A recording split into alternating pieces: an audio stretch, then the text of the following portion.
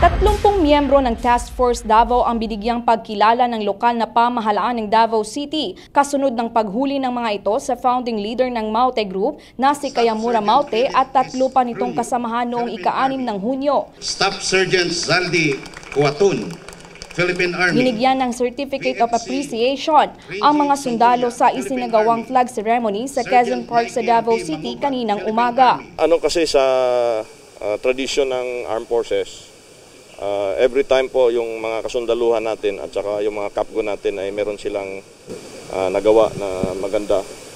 Meron po tayong talagang parang award system para sa lahat ng tropa. Malaki ang pasasalamat ng lokal na pamahalaan sa tropa ng Task Force Davao sa naging kontribusyon nito upang mapanatiling ligtas ang mga mamamayan sa lungsod.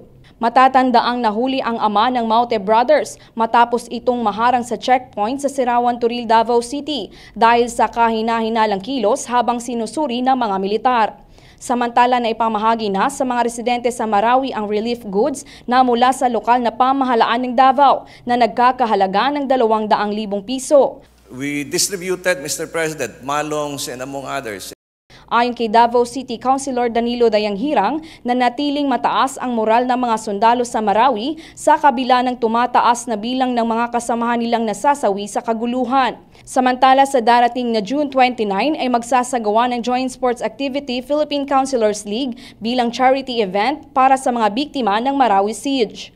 Janice Enhente, UNTV News and Rescue, Davao City.